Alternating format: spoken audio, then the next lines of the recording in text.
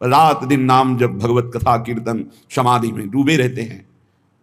जीव को यदि परम सुख चाहिए जो खोज कर रहा है, वो ये बैठालना पड़ेगा बुद्धि में कि वो श्री भगवान के सिवा कहीं नहीं मिल सकता।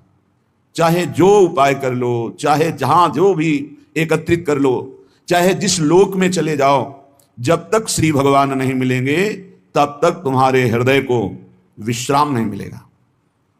भगवान के चरणारविंद में, जैसे अपने वृंदावनवासी श्री प्रियालाल के उपासी तो श्री राधा जुग चरण निवास, जब तक गोरे चरणारविंद का सानिध्य नहीं अनुभव में आएगा तब तक भटकना ही पड़ेगा।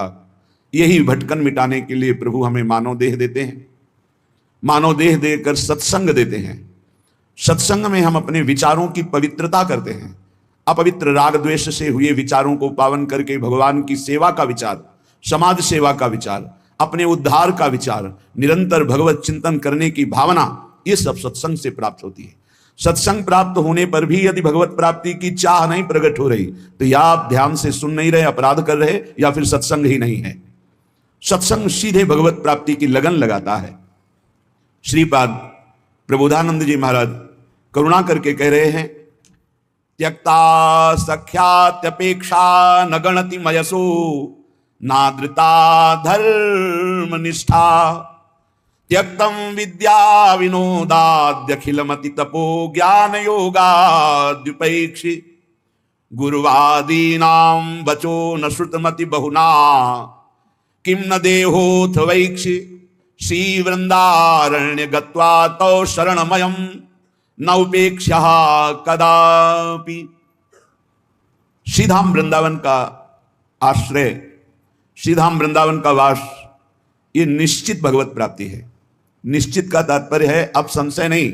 यदि वृंदावन से जुड़ गए, करुणा वरुणालय युगल सरकार से जुड़ गए, राधा नाम तुम्हारी जिह्वा पे चल रहा, वृंदावन की रज शरीर में लगी तो अभी भगवत प्राप्त हो, तुम्हें बोध नहीं है केवल, अभी शरीर छूटे अभी भगवत प्राप्ति हो जाएगी। अगर आज्ञा का पालन करो, मनमानी बात छोड़ दो, तो तुम्हारे हृदय में निरंतर जो प्रिया प्रीतम की स्मृति जागृत होगी, वो जीवित अवस्था में तुम्हें बोध करा देगी कि हमारा काम हो गया। गुरुजनों के वचनों में अपार सामर्थ्य है। यदि उसे स्वीकार कर लिया जाए तो जो बहुत वर्ष साधना से नहीं प्राप्त होता वो क्षण में प्राप्त हो जाए। बस मान ले, मानना बहुत कठिन है। श्रीधाम वृंदावन का आश्रय, श्रीधाम वृंदावन का वास, ये निश्चित भगवत प्राप्ति है। हृदय से यदि हम प्रियालाल को अपना स्वीकार कर लेते हैं तो आगे की बात वो सब अपने आप बना देते हैं। पर हम हृदय से मनुष्य बुद्धि होने के कारण राग द्वेष में विचरते हैं। हमारी संसार की गति दो में ही होती है, राग और द्वेष। अनुकूल व्यक्ति, अनुकूल परिस्थिति, अनुकूल समाज तो राग हो जाएगा, प्रतिकूल वस्तु व्यक्ति स्थान तो द्वेष हो जाएगा।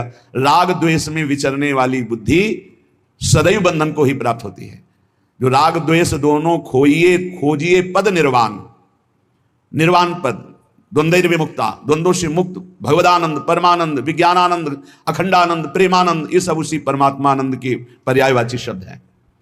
उपासक को चाहिए, श्रीपाद करें, त्यक्ता सख्यात अपेक्षा, किसी से भी ये अपेक्षा न रखे कि ये हमारा दोस्त है, हमारा सहयोग कर देगा।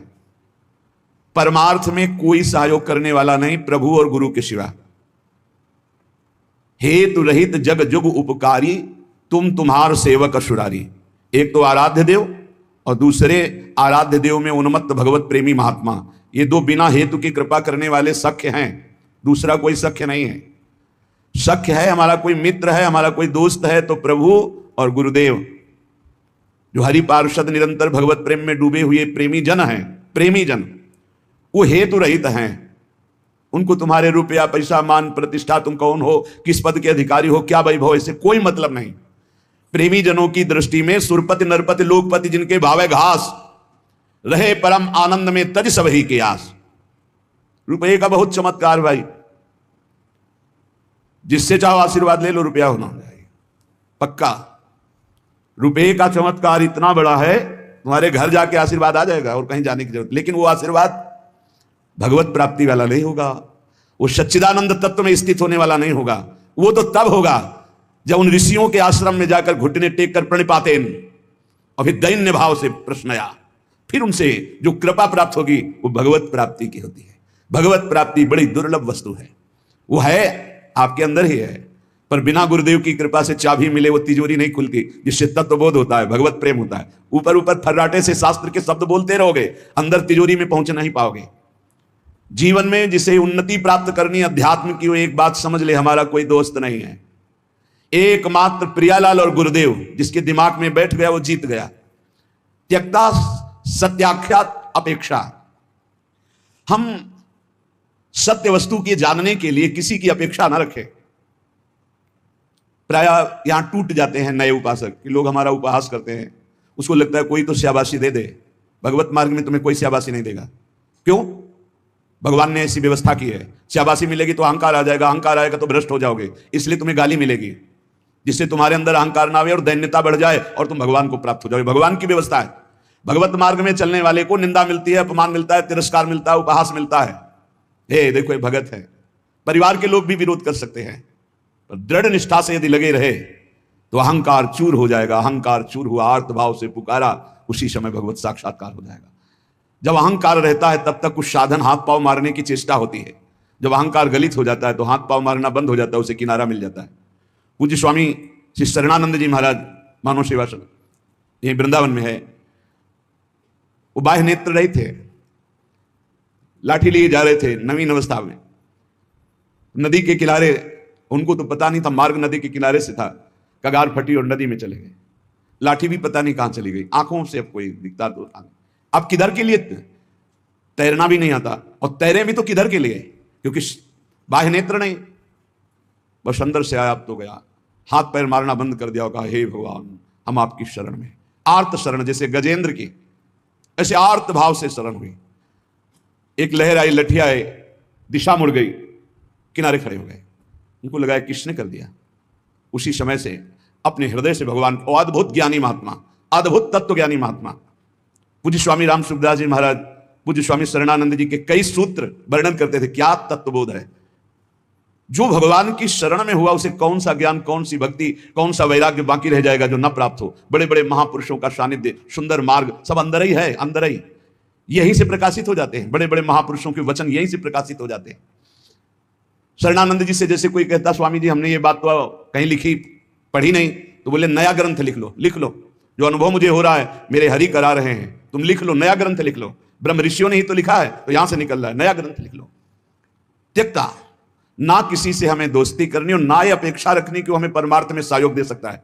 पक्का नहीं, परमार्थ में तो सहयोग नहीं दे सकता। व्यवहार में तुम्हारा दोस्त भले बन जाए, परमार्थ का दोस्त नहीं। जो बनेगा वो परमार्थ से गिराने की चेष्टा करेगा, बढ़ा नहीं सकता। कैसे?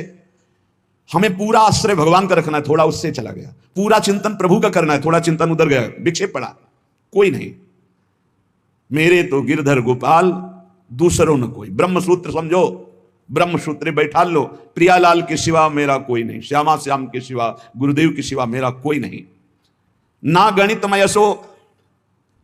जब उपासक किसी की अपेक्षा नहीं रखता, परमार्थ में दौड़ पड़ता है, अपेक्षा रखता है तो लड़खड़ा के गिर जाता है।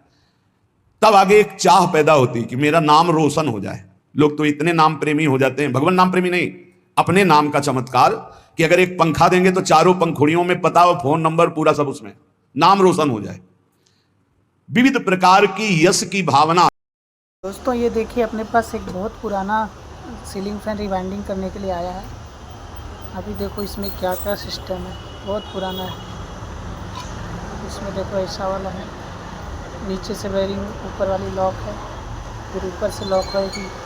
फिर इसके बाद देखो ये जो है इसका, इसमें देखो चूड़ी लगी हुई है। फिर उसके ऊपर एक टाइट किया जाएगा, फिर एक फैन चलेगा।